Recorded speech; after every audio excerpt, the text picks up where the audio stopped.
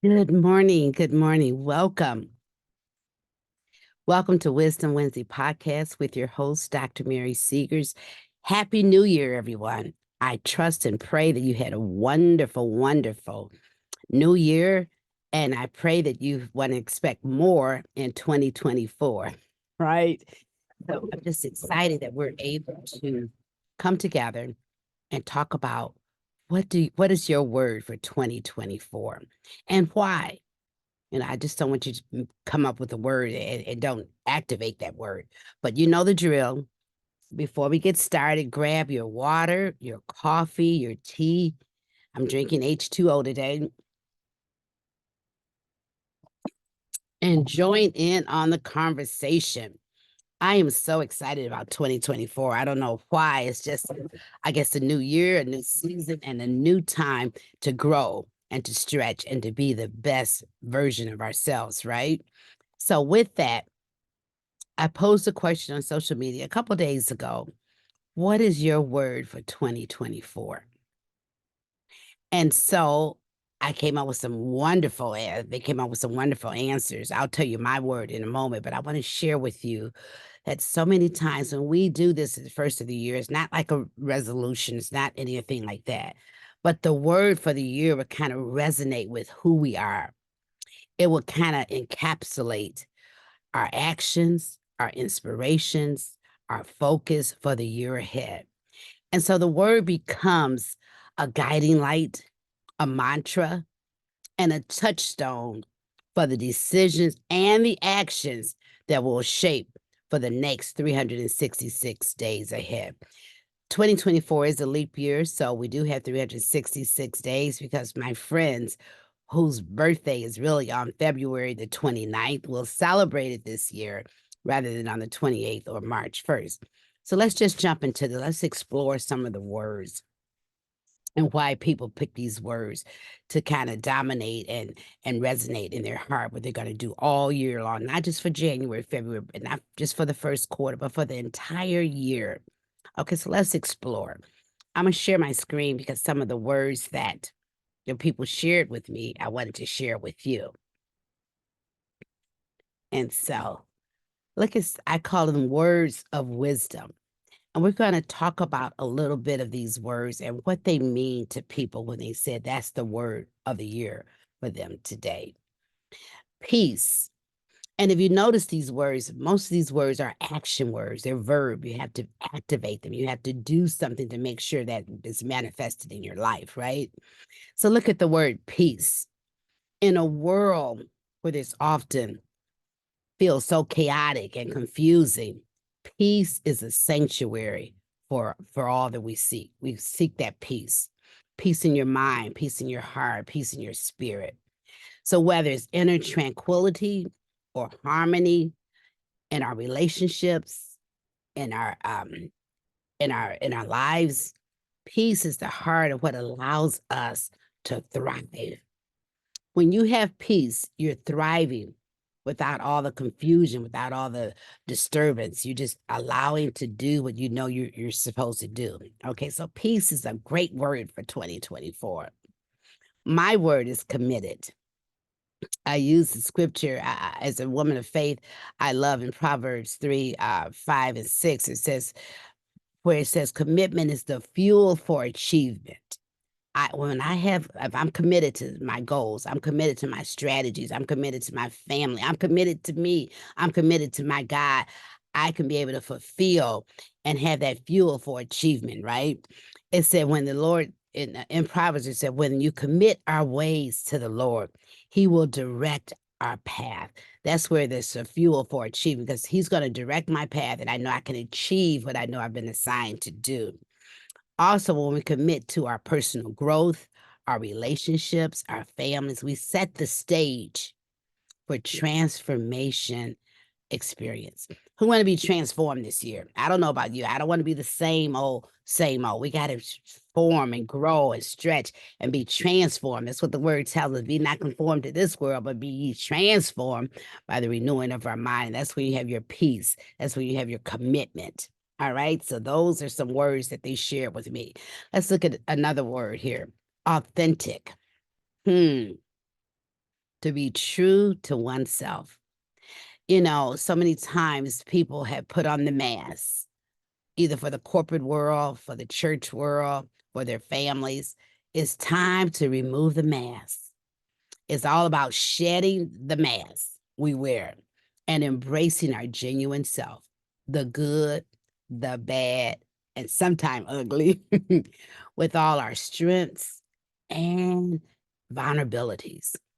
We all have, I call that, we love our perfect, we're perfect with our imperfection. No one's perfect but Jesus. So we need to accept who we are. Don't dwell on the negative and stretch and push our positive. Because you have strengths, you have some abilities no one else can do but you. And so we need to make sure that we be authentic, true to ourselves, true to our living God, and true to the world.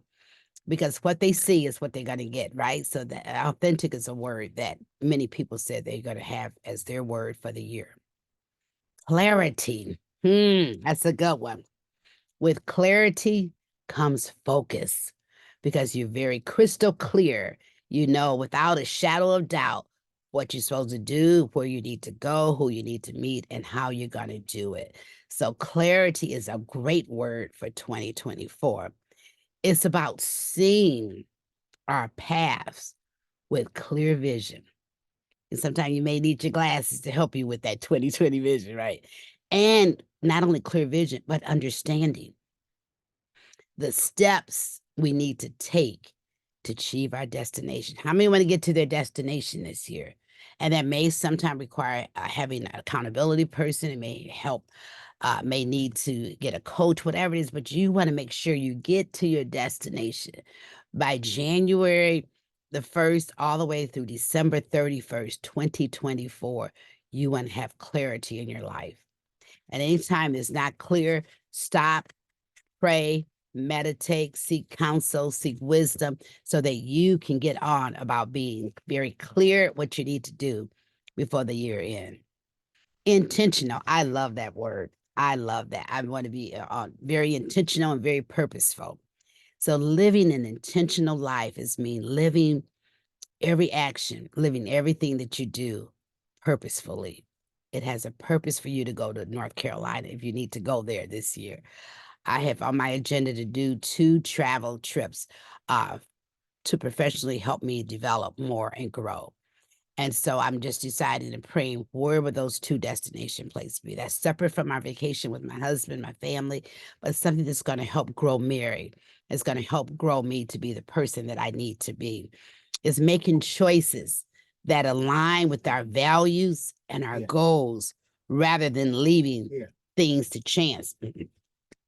No, no, I'm on this.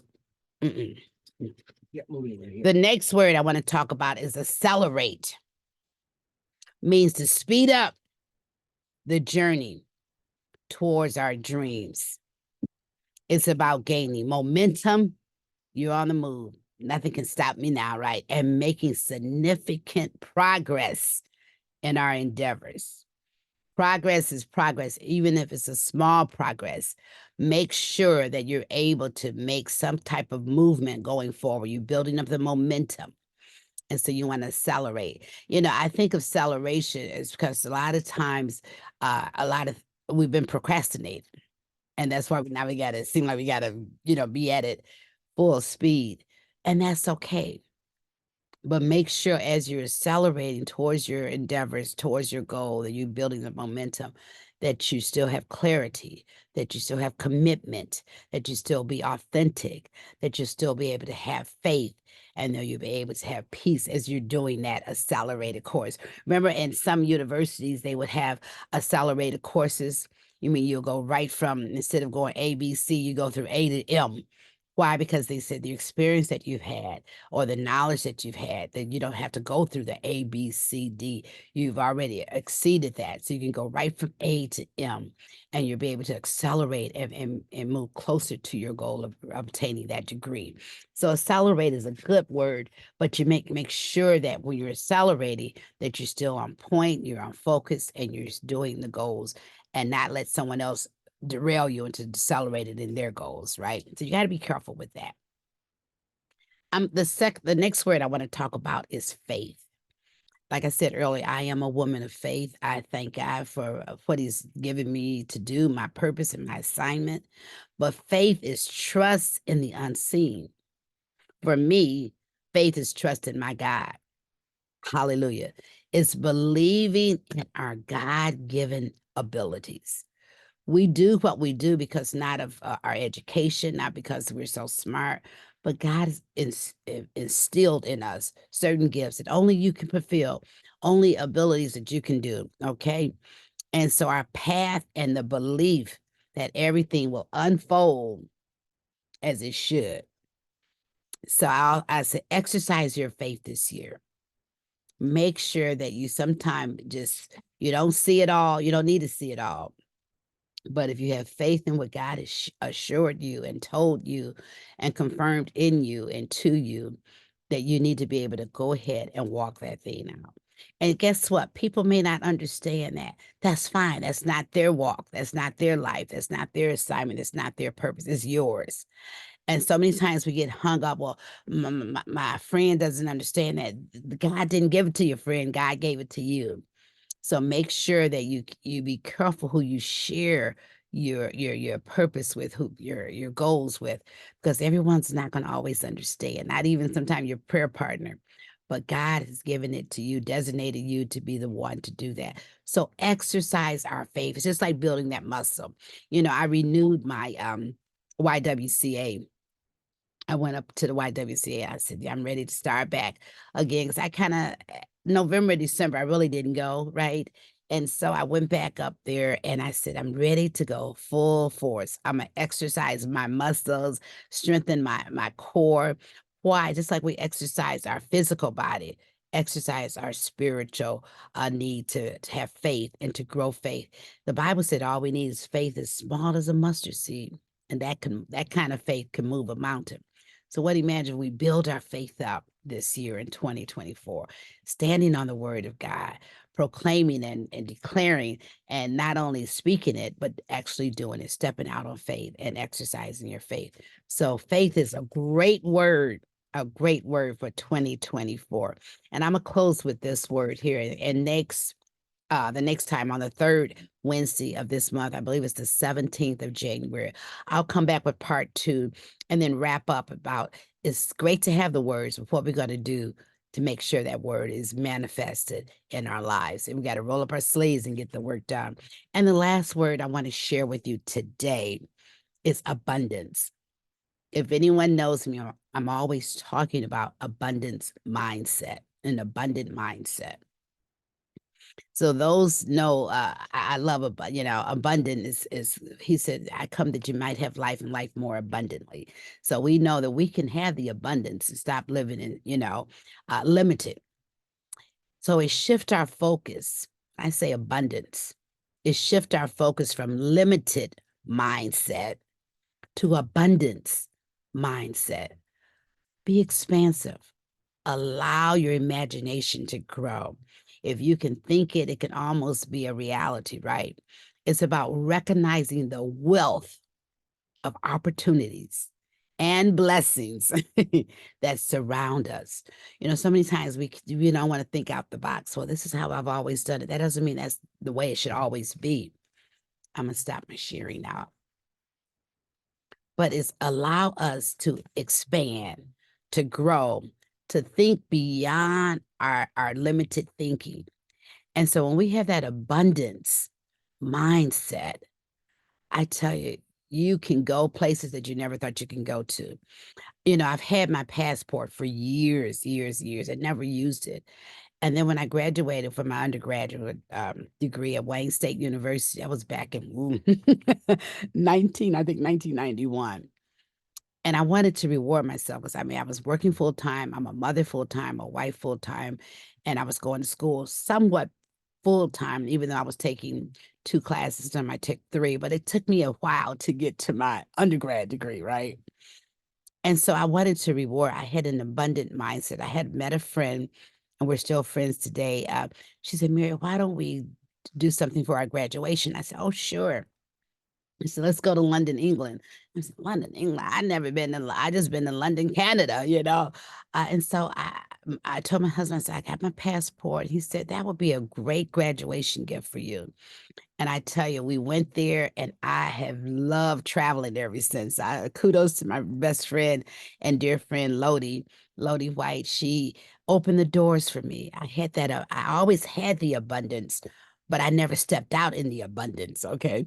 So London, England, I went there. I saw the Big Ben, a clock, you read about it in history books.